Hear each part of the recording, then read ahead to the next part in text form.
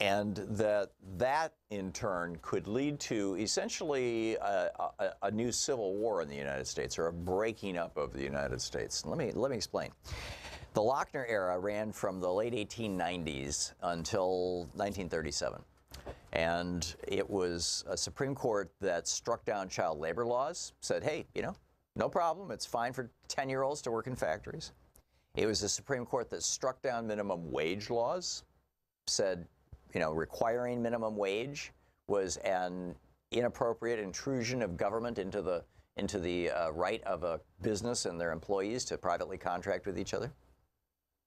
These, by the way, are positions that are still held by libertarians like, for example, Charles Koch, or presumably Robert Mercer and others. They struck down regulations of the banking industry, saying the government has no business regulating banking. Which, by the way, in many ways, because keep in mind, this court started in 1897, doing all this. It became this, there was finally a fifth justice put on there, a tie-breaking justice that just flipped the court to the right. They struck down the law, so that led right to the great crash of 1929, striking down the banking laws. They struck down laws regulating the insurance industry, said, again, government has no business interfering in the so-called free market, in the private marketplace. They struck down laws regulating the transportation industry. And they kept doing this. This was like, a 40-year period from 1897 to 1937. And, they invalidated labor laws. And protections for unions, they said that's not the government's business. This was an extremely libertarian, or what today we would call, conservative Republican, Koch-funded, Freedom Caucus court. So just kind of put that in your biocomputer, and consider this. And by the way, our number is 202-808-9925. If you would like to weigh in on how you think this is going to play out, if we end up with a new Lochner court, if Donald Trump puts, and it's increasingly looking like every single one of the nominees that he's evaluating, every single one of them is one of these just extreme right-wing ideologues. There's a piece in today's Washington Post about Amy Coney Barrett, who almost certainly will strike down aggressively, would strike down Roe v. Wade. But it goes way beyond Roe v. Wade. I mean, this is, and she also called for a more, in 2003, in an article she wrote, she called for a more flexible understanding of stare decisis, and there is established law.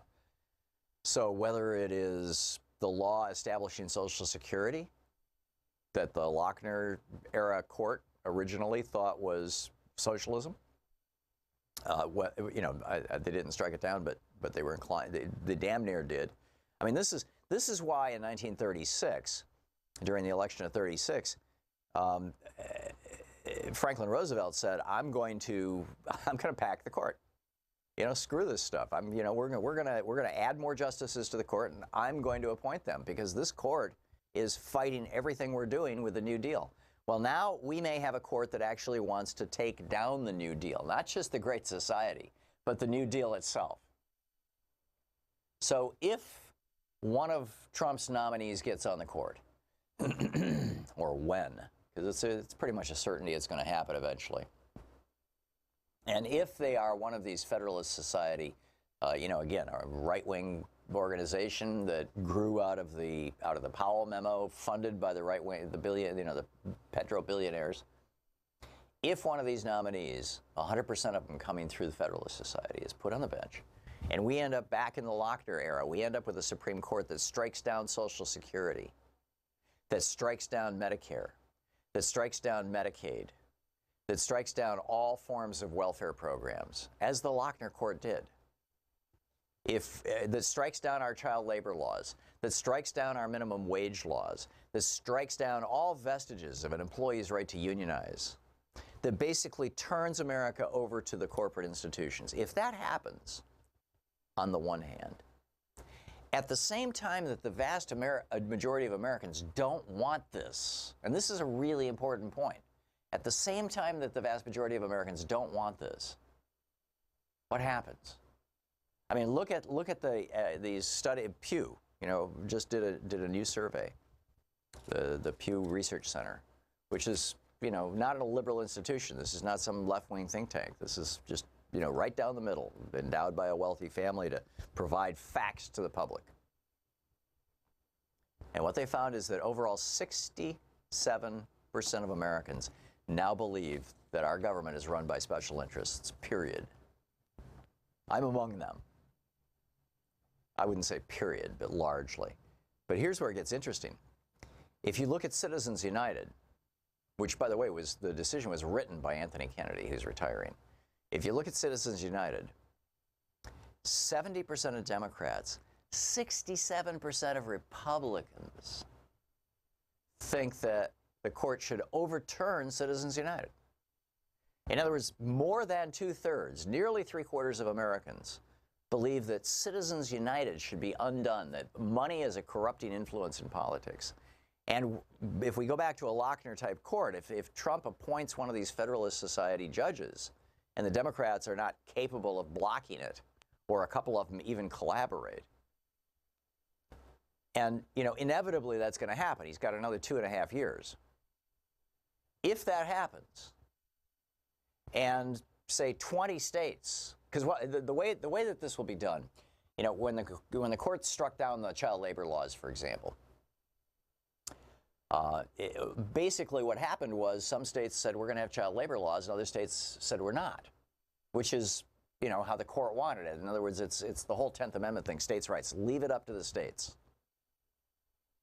Now, states can't functionally administer Social Security programs, or perhaps a large state. New York and California probably could, maybe Florida, maybe Texas, but pretty much every other state in the union, maybe Illinois, but pretty much every other state in the union would not be able to administer a single-payer health care system like Medicare is and Medicaid is, because they just don't have the critical mass. Vermont tried it. They actually passed the law, got a governor elected based on the promise that he would put the law into effect, and then they discovered with only 600,000 people in the state, that's not a large enough mass to have a single-payer health care system.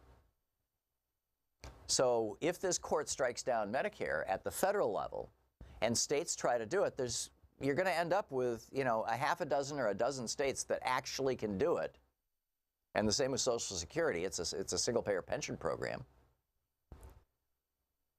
If this gets struck down at these get struck down at the federal level, and of course, obviously, Roe v. Wade, abortion, and child labor laws, and the right to unionize, if these get struck down, there's going to be 20, 25 states that basically go back to the way the law was in the 1890s. Workers will have no rights, women will have no rights, minorities will have very few rights. The court has already begun this process, gutting the, under John Roberts, back a couple years ago, gutting the Voting Rights Act. Are we going to end up basically two countries where the blue states have a high quality of life and high standard of living and health care for all, and they get more and more like Canada, and the red states say, hey, whatever the billionaires want, we'll just, people should just trust to charity. If you want your health pay, your hospital bill paid, go to the local church and ask. That's what charity's for. That's what churches are for. And abortion is illegal, and women are being put in prison, and doctors are being run out of town. Could we end up as two nations, or have we already to a certain area, to a certain extent? But the larger question is, could this happen in a way that could essentially be a second civil war, not necessarily a shooting war, but just this radical bifurcation, this radical separation of East and West Coast America from the middle of the United States. Now, the upper Midwest, used to be part of the East and West Coast. In other words, used to be affluent because they had all these great manufacturing jobs. Those are by and large gone. So, that's poor too.